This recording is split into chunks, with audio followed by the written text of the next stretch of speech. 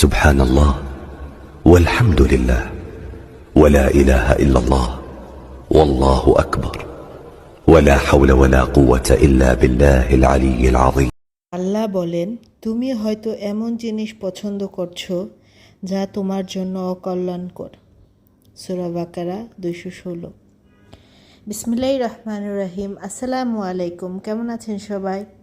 আশা করছি এই গরমে সবাই ভালো আছেন, সুস্থ আছেন। আমি তো কয়েকদিন যাবত এই গরম মশলা করার জন্য হলুদ মরিচ সহ শুকাতে দিচ্ছি। এই রোদ্রের মধ্যেও কি করব বলেন তো, কিনা মশলা খেতে একদম ভালো লাগে না। তো আমি সকাল সকাল চলে এসেছি, আজকে শেষ রোদটা দিয়ে দিব। 2000 তো years বিকেলবেলা later. আমি সব কিছু ভাঙিয়ে নিয়ে এসেছি। এগুলো অনেক গরম, তো আমি একটু ছড়িয়ে দিয়েছি ডিশের মধ্যে, পাতিলের মধ্যে। যেহেতু আমার বড় কোনো পাতিল টাতিল তেমন নাই, তো আমি এগুলোর মধ্যেই ছড়িয়ে দিচ্ছি। কি করব, এই রোজার মধ্যে আমার ভাঙানো মশলা ছিল না। রোজার মধ্যে যে ছাদে গিয়ে এইগুলা ভাঙাবো, সেই এনার্জিটুকু আমার ছিল না, সেই জন্য রোজার মধ্যে আর ভাঙাইনি। তো রোজা শেষে এখন ভাবলাম যে রোদও আছে, পরিপূর্ণ রোদ আছে, তো এগুলো ভালো করে শুকিয়ে তারপরে ভাঙিয়ে নিই। আমি পুরো এক সপ্তাহ রোদ দিয়েছি, ভালো করে মচমচা করে শুকিয়েছি, তারপরে ভাঙিয়ে নিয়েছি। কারণ এই যে এগুলা না ধুয়ে শুকাতে দেওয়া ভালো লাগেনি। ধোয়ার পরে দেখলাম প্রচুর ময়লা বের হয় এই গুঁড়া মশলা থেকে, যে সজের থেকে অনেক ময়লা বের হয়েছে, তারপরে এই যে রাঁধুনি সজ ওগুলা থেকেও মানে ভালো ময়লা বের হয়েছে, কারণ না ধুয়ে শুকাতে দিলে আসলে ভালো লাগে না। তো এগুলো এখন আমি এক এক করে বয়মে ভরে নেব। কারণ এই যে দেখেন, এই যে শুকিয়ে এত এক সপ্তাহ কষ্ট করে একটা মানে 6 মাসের জন্য আমার এই গুঁড়া মশলা ভাঙানো হয়ে গেল। আর কিনা মশলা খেতে ভালো লাগে না, অনেক পরিমাণে বেশি লাগে। আর তরকারিটা রান্না করলে এত টকটকা হয়। শিশির আপু বলতেছিল তার গত ভিডিওতে যে কিনা মশলা ভালো লাগে না। আমারও আপু সেম অবস্থা। তবে যখন ভিডিওটা দেখলাম ভাবলাম আপু আর আমি একসাথেই ভাগিয়ে নিয়েছি, তো দেখে ভালো লাগলো। তো এই যে এই মরিচের যখন উঠাইতেছিলাম, মানে কেমন যেন করে যেন আমি জানি না, আমার মুখে হালকা হালকা গেছিলো কিনা আমি জানি না। এই গরমের মধ্যে সারাটা দিন আমার মুখটা জ্বলাপোড়া করছে। তো আপনারা সবাই মাস্ক পরে সাবধানে কাজগুলো করবেন, যেহেতু গরমের দিন, সেহেতু আপনারা সবাই সাবধানে কাজগুলো করবেন। আর এই গরমে বেশি বেশি পানি খাবেন। তবে আমার মতো অতিরিক্ত ঠান্ডা কেউ খাবেন না, কারণ অতিরিক্ত ঠান্ডা খাওয়ার ফলে আমার টনসিল বেড়ে গেছে। মানে এত পরিমাণে হঠাৎ করে বেড়ে গেছে আমার, মানে কি বলবো, আমি খাইতে পারতেছি না। আমি গতকাল আমার ভিডিও আপলোড করতে চাইছিলাম, সেটাও করতে পারিনি। আমি কথা বলতে পারতেছি না, কারণ মুখ নাড়াতে পারছি না। মুখটা নাড়াইলেই টনসিলটা বেড়ে যাচ্ছে। এখন যে আমি ভয়েস দিচ্ছি তাতেও আমার কষ্ট হচ্ছে।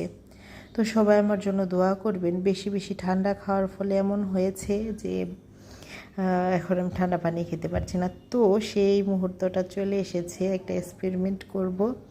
আমার মেয়ে পাগল করে ফেলছে, সে ছাদে ডিম ভাজি করবে রোদের তাপে। তো এই রোদে তো থাকাই সম্ভব না। তো আমরা 1 ঘন্টার জন্য, 2 ঘন্টা হয়েছিল, 2 ঘন্টার জন্য আমরা এই পাতিলটা মানে ফ্রাই প্যানটা আমরা ছাদে দিয়ে আসছিলাম তাপ হওয়ার জন্য। আমরা ছাদে ডিম পোস্ট করব।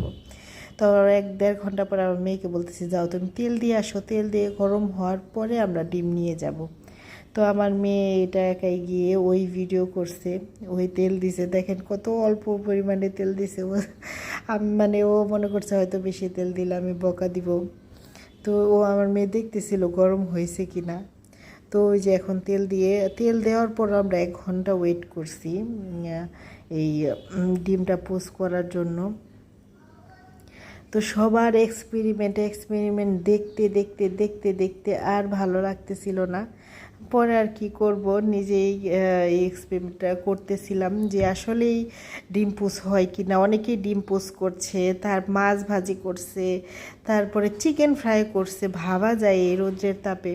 তো সেই মুহূর্তটা এসেই গেল, যে মুহূর্তে আমরা এখন ডিম পোস্ট করবো। আমরা সবাই অনেক বেশি এক্সাইটেড ছিলাম যে আসলে ডিম পোস্ট হবে কি না। মেয়ে বলতেছে ডিম পোস্টটা হলে কিন্তু আমি খাবো। তো এই যে আমার মেয়ে অনেক এক্সাইটেড নিয়ে দিতে গেছিল, কিন্তু দুঃখের বিষয় কিচ্ছু হয়নি। মানে মোটামুটি যে ডিমটা যে একটু সাদা হবে মানে কিচ্ছুই হয়নি। মানে আমার মেয়ে খুব আশা করে দিছে যে মানে ডিম পোচ করার সময় করে একটা শব্দ হয় না, ওই শব্দটা হবে, কিন্তু হয়নি। আমার মেয়েটা একদম পুরোপুরি হতাশ।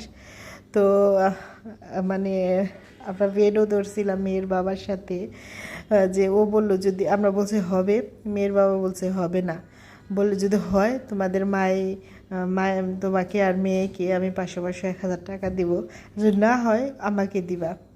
তো এখন তো হলোই না। আমরা বললাম যে পাতিলটা ভালো মতো গরম হয়নি, আমরা আবার একদিন এক্সপেরিমেন্ট করবো, সেই দিন হবে। তো এইরকম বেড নিয়ে একটু হাসি তামাশা করতেছিলাম, তো খুব মজাই লাগলো। তো এখন কি আর করার, দেখেন কি অবস্থা। মানে মানুষ এরকম মিথ্যা কথা কেন বলে আমি সেটাই বুঝতে পারি না। যে রোদের তাপে ডিম পোস্ট করছে, মাছ ভাজি করছে, চিকেন ফ্রাই করছে, এটা আদৌ সম্ভব না। এটা আসলে একটা ভুয়া একটা নিউজ। যদি এরকম সাদা সাদাও হতো তাও মেনে নিতাম, কিন্তু কিচ্ছু হয়নি, কিচ্ছু বলতে কিচ্ছু হয়নি। কি করব, গ্যাসের মধ্যেই ডিমটা পোস্ট করে নিলাম। আসলে এরকম ভুয়া নিউজ ফেসবুকে এখন পুরো ভরে গেছে। তো ফেসবুকের এরকম ভুয়া নিউজ দেখে কেউ এক্সপেরিমেন্ট করতে যাবেন না। এই রোদের মধ্যে শরীরের স্কিনের জন্য খুবই ক্ষতি এই রোদটা। তো আপনারা কেউ এক্সপেরিমেন্ট করতে যায়েন না, কারণ খুবই বাজে অবস্থা। আর একদম হতাশ হয়ে গেছি আমরা। তো বিকেলের দিকে ভাবছি, মেয়ে শুধু বলতেছে আম্মু আমি কী খাবো, আমাকে হালকা নাস্তা কিছু বানিয়ে দাও। আর হালকা নাস্তা বানাতে গেলেই তো ঘন্টার পর ঘন্টা আমার কিচেনে থাকতে হবে, সেই জন্য আমার এত এনার্জি নেই। তো মেয়েকেও দুপুরে বলছিলাম তাহলে তুমি ডিপ ফ্রিজ থেকে 2টা বের করে রাখো, আমি তোমাকে লাচ্চার সময় রান্না করে দেবনি।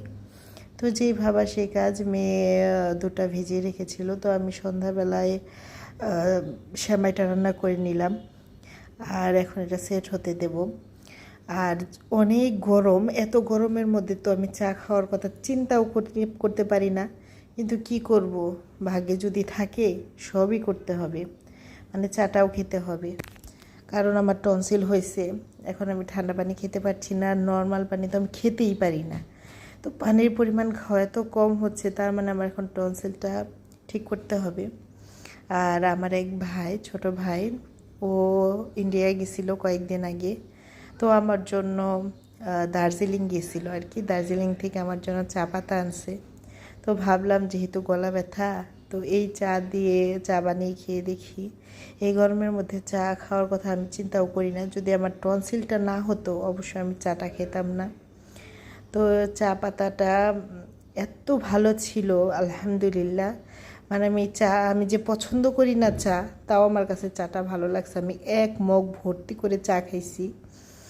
তো এই যে দেখেন চা পাতাটা একদম পাতা পাতা, মানে আমাদের এখানে গোড়া গোড়া থাকে না, এরকম না, এটা একদম পাতা। মানে পাতাটা মনে হয় শুকিয়ে দিছি এরকম। মানে চাটার ফ্লেভার, চাটা অনেক মজা ছিল, অনেক মজা হয়েছে। মানে চার ফ্লেভারই ভালো, মোট কথা ফ্লেভারই ভালো। তো এখন আমি সবাইকে, আর আমার হাজব্যান্ড তো চাখোর, ওই গরমের মধ্যেও চা খেতে চাই, কিন্তু আমার তো জানেনই বানাতে ভালো লাগে না। যে চা না খায় তারে দিয়ে আসলে প্রতিদিন চা বানানো সম্ভব না, কারণ আমার চা এতটা পছন্দ না, ফেভারিট না। যদিও শীতের মধ্যে খাইছি, কিন্তু এই গরমের মধ্যে চা খাওয়া আমি চিন্তাও করতে পারি না। কিন্তু এই যে টনসিলের জন্য আমাকে বাধ্য হয়ে খেতেই হলো। কি করব বলেন, গরম পানি খেতে হচ্ছে। মানে যে আমি ঠান্ডা পানি ছাড়া এক ঢুক পানি খেতে পারি না, তার এই টনসিলের কারণে আসলে আল্লাহ সব পারে, এটা বলার ভাষা রাখে না। আর দেখেনি যে এইটা হলো প্যাকেট দার্জিলিংয়ের, মানে ওখান থেকে নিয়ে আসছে। তো আমার ছোট ভাইয়ের নাম হলো সেজান, তোমাকে অনেক অনেক ধন্যবাদ। তুমি যদি ভিডিওটা দেখে থাকো তোমাকে অনেক বেশি ধন্যবাদ। তো আজকের ভিডিওটা এই পর্যন্তই। সবাই ভালো থাকবেন, সুস্থ থাকবেন। আল্লাহ হাফেজ, আসসালামু আলাইকুম।